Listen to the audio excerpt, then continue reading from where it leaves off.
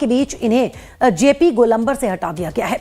अभ्यर्थियों पर इस ठंड के मौसम में पानी की बौछारें भी की गई और बड़ी तादाद में यहां पुलिस बल की तैनाती कर दी गई। पिछले कई दिनों से अपनी मांगों को लेकर ये लोग विरोध प्रदर्शन कर रहे थे। आज वो गांधी मैदान से इस मकसद से निकले थे कि उनकी नीतीश कुमार सरकार से बातचीत होगी, लेकिन बीच में ही बैरिकेडिंग लगाकर उन्हें रोकने की कोशिश की गई।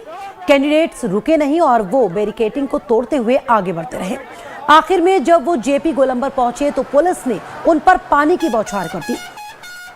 इस ठंड के मौसम में वो पिछले कई दिनों से अपनी मांगों को लेकर विरोध प्रदर्शन कर रहे थे।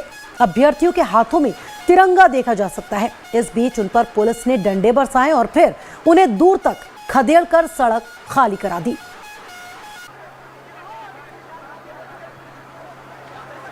अमित कुमार मेरे सहयोगी साथ जानकारी के साथ लाइन पर मौजूद हैं। अमित, इस वक्त की अगर ताजा स्थिति की बात करें तो क्या हालात फिलहाल?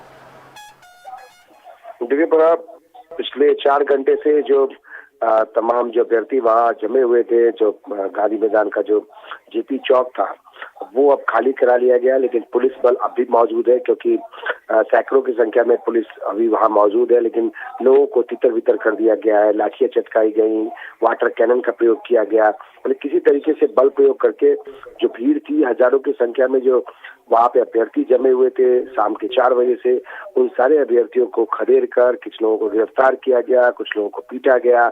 यानी किसी भी तरह से पुलिस ने वहाँ से सबको हटा दिया है। जबकि इससे पहले 5 लोगों के डेलीगेशन को मुख्य सचिव से मिलना था, लेकिन उसके बारे में जानकारी प्रशांत किशोर ने दी। उसका प्रशांत किशोर वहां से कहीं चले गए। अमित, चीफ सेक्रेटरी से ये 5 लोगों का दल मिलेगा, कब ये मुलाकात होगी, कब होनी है ये बातचीत? ये मुलाकात आज होनी थी, आज शाम में ही होनी थी, 8 बजे 7 साढ़े 7 में होनी थी, लेकिन उसके बाद अचानक से ये मुलाकात नहीं हो पाई। इसकी जानकारी कोई दे नहीं रहा है। एसडीएम से पूछने पर इसका जवाब नहीं है, एसपी के पास जवाब नहीं है। लेकिन ये जानकारी आई थी कि मुख्य सचिव ने 5 लोगों के डेलीगेशन को बुलाया था, लेकिन वो लोग गए लेकिन वहां मुलाकात नहीं हो पाई। हालांकि प्रशांत किशोर ने मीडिया में ये बात कही कि 5 लोग का डेलीगेशन मिलने जा रहा है, लेकिन उसके बाद प्रशांत किशोर के जाने के बाद ही पुलिस ने सख्ती बरतनी शुरू कर दी। जो तस्वीरों में आप देख सकते हैं किस तरीके से वहां जो हंगामा हुआ, उसके बाद जो लाठियां चटकाई गई, एक एक करके सबको गिरफ्तार किया गया। और उसके बाद उस दौरान भी प्रशांत किशोर कहीं नहीं दिखाई पड़े। लेकिन सबसे बड़ा सवाल यही है कि अगर प्रशांत किशोर ने जो छात्र संसद बुलाया था, टीम का लीडरशिप उन्हीं के हाथों में था, नेतृत्व वही कर रहे थे। चलिए, शुक्रिया अमित जानकारी देने के लिए। और इधर पटना में बीपीएससी अभ्यर्थियों पर लाठीचार्ज की खबरें लगातार सामने आती रहीं। बीपीएससी की 70वीं परीक्षा को दोबारा करवाने की मांग को लेकर छात्रों की तरफ से आज मुख्यमंत्री आवास का घेराव करने की कोशिश की गई। छात्रों के साथ प्रशांत किशोर भी मौजूद थे। मामला बिगड़ता देख पुलिस ने लाठियां भांजी और छात्रों को तितर बितर किया। बिहार में बीपीएससी अभ्यर्थियों का आंदोलन और ज्यादा तेज हो गया। देखिए रिपोर्ट।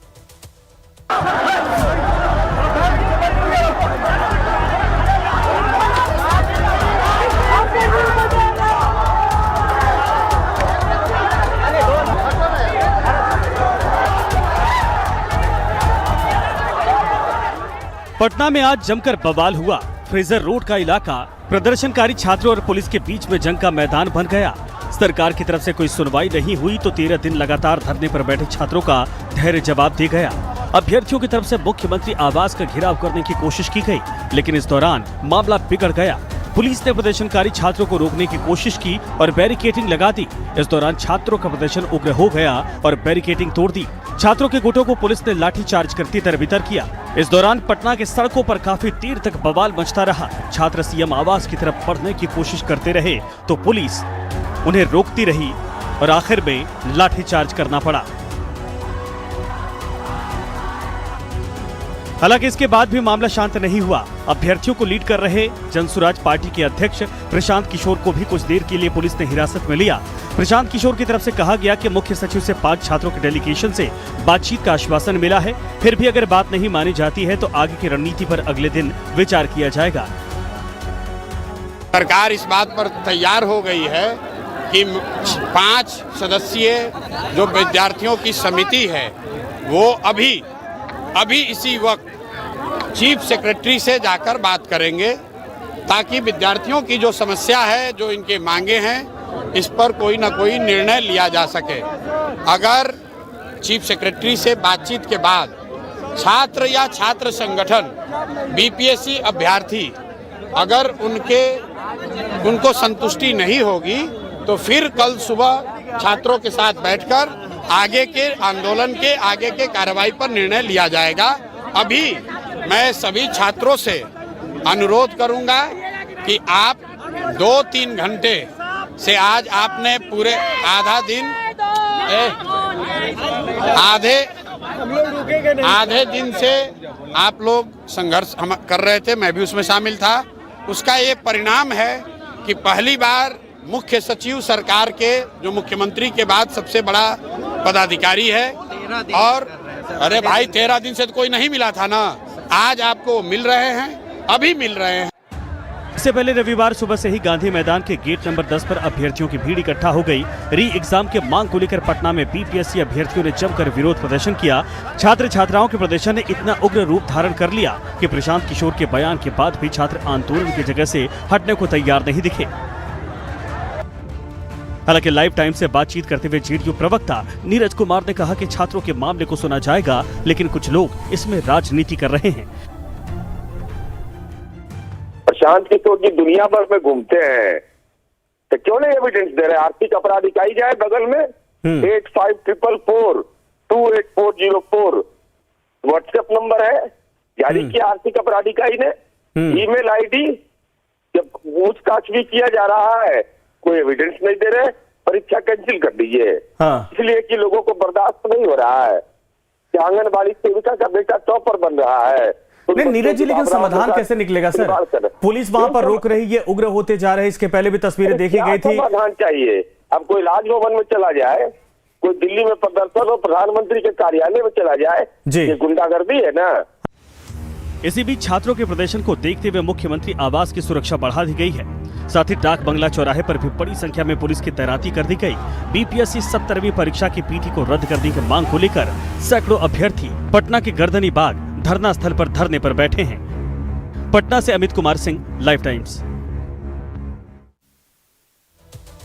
तो आज पटना की सड़कों पर जमकर बवाल हुआ। बवाल की और तस्वीरें आपको दिखाएंगे। फिलहाल एक छोटा सा ब्रेक।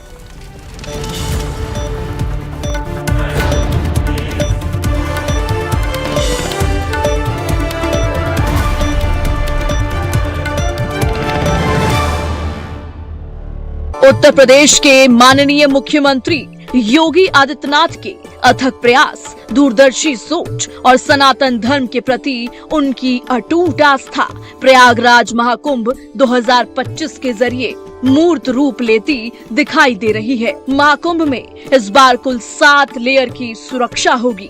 पूरे मेले को 25 सेक्टर में बांटा गया है।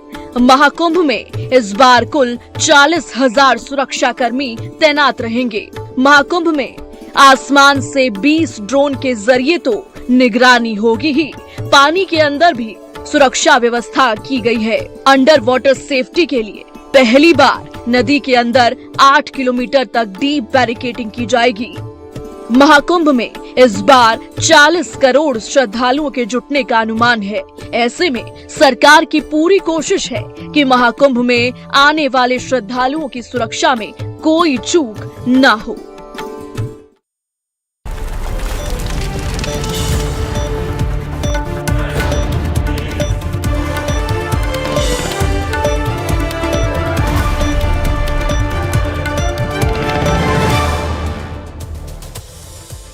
और हम बात कर रहे थे कि किस तरह से आज जो पटना की सड़कों पर छात्रों का प्रदर्शन देखने को मिला। सड़कों पर बवाल रहा। प्रदर्शनकारी छात्रों ने सरकार के साथ साथ प्रशांत किशोर पर भी सवाल खड़े कर दिए। देखिए।